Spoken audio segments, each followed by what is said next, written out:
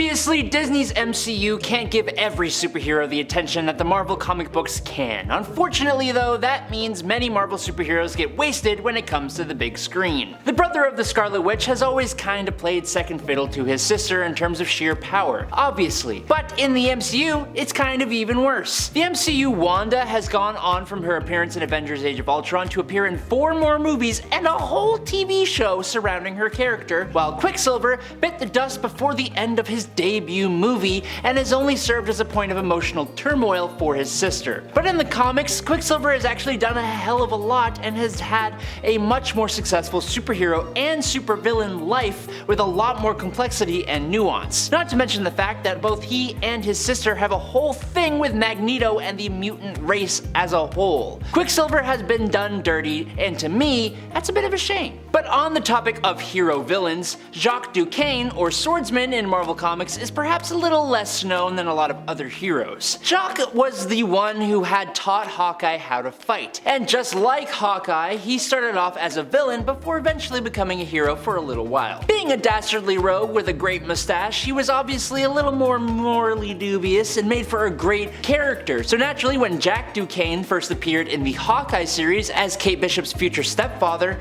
fans all over the world jumped the gun and assumed that he would be the main villain of the series. He was not. Funnily enough, it was actually Eleanor Bishop who became the villain, while Jack was just her naive and charismatic fiancé. Now, no one really complained about this, but I would love to see Tony Dalton in a swordsman costume in the future. That would be hilarious. So please. Now when it comes to the realm of Asgard and the character of Thor Odin's son, the hero Lady Sif is kind of a huge deal. A mighty warrior and close ally and sometimes love interest to Thor, fans were super excited to see her show up in the MCU, and while she did have some moments to shine in the first 2 Thor movies and a little bit in Love and Thunder, she pretty much disappeared altogether from the MCU, which is a shame because Lady Sif is really cool. Exploring her character and her dynamic with the other Thor characters, particularly Thor himself, would have been really cool to see, and I feel like she could have lent a hand in multiple different Avengers conflicts, particularly in Endgame. Why wasn't she in that final battle scene with almost all the other MCU characters? Now to be fair, this was kind of the case with the Warriors 3 as well, not to mention the fact that so many other Asgardian characters just never appeared at all. It's just kind of a bummer. When the Incredible Hulk was banished from Earth by the Illuminati, he crash landed on the planet Skaar, which is where the Hulk met his second wife,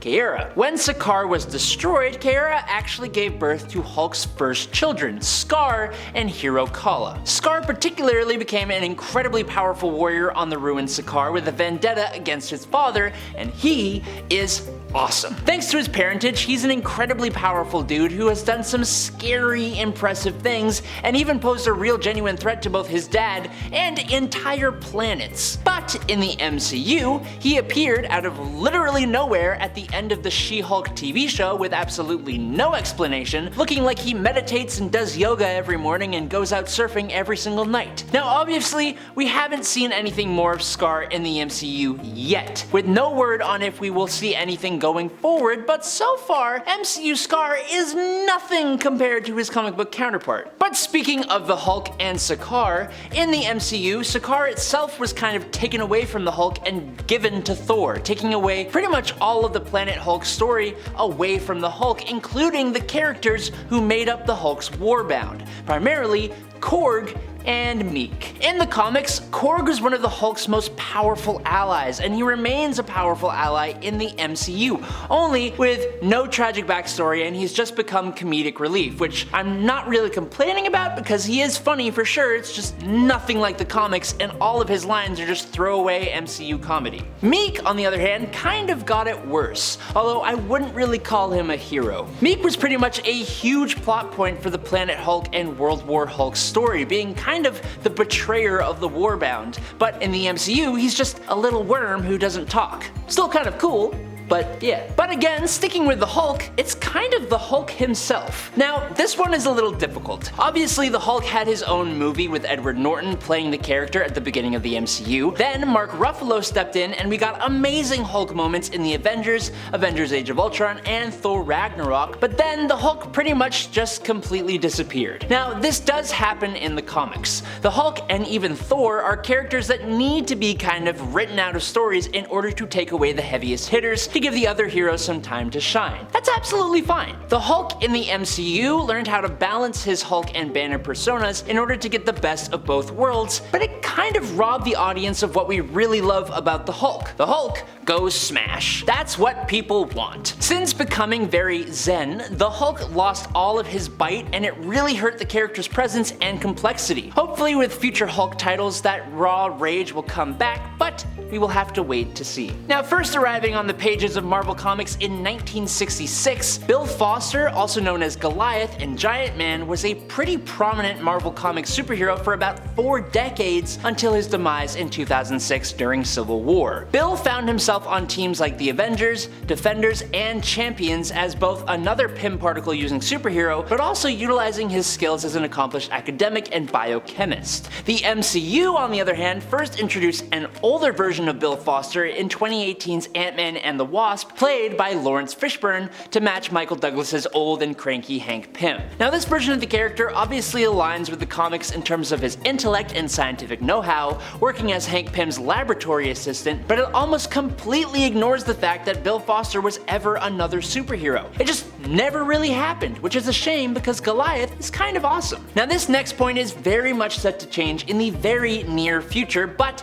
up until now, the portrayal of Sam Wilson the Falcon has not really done his comic book counterpart complete justice. Sorry. In the MCU, Sam Wilson is very closely tied to Captain America. While he isn't really a sidekick, he very much toes the line, while in the comics, he is almost a standalone character with a really rich backstory. Also, he was a bird tamer with a telepathic connection to birds. Now obviously, that might be a little silly in the MCU, and the changes made to the character do make sense. It's kind of hard to say that he was really wasted in the MCU, but I think it's definitely fair to say that he hasn't fully lived up to his potential, at least until more recently with the Falcon and Winter Soldier and with his own movie coming out hopefully soon, and I'm very happy that I will be proven wrong. Jane Foster in the MCU has had a pretty tough go of things. In the first 2 Thor movies, she was very much only Thor's love interest and did very little and was very horribly written. Things turned around a little bit, and then in Love and Thunder she was finally given an opportunity to shine as the mighty Thor, just as she did in the comics. Unfortunately though, like a lot of things about Love and Thunder, this just kind of did not hit like it should have. Compared with Jason Aaron's amazing mighty Thor run in the comics, the MCU version of the character and story just kind of felt underwhelming. This is largely because the comics allowed Jane to shine on her own over an entire arc of her own, while the movie pretty much just turned her into Thor Odinson's sidekick, which is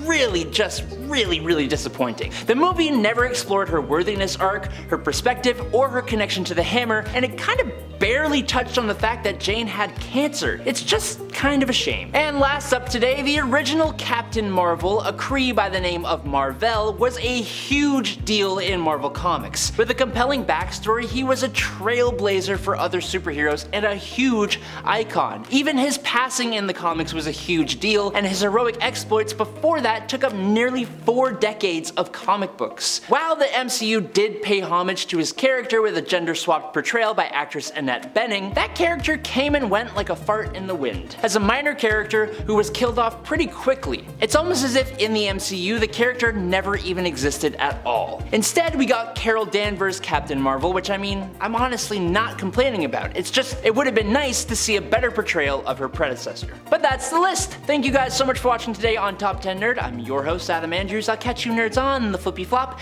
and until then, stay safe and peace out, you nerds!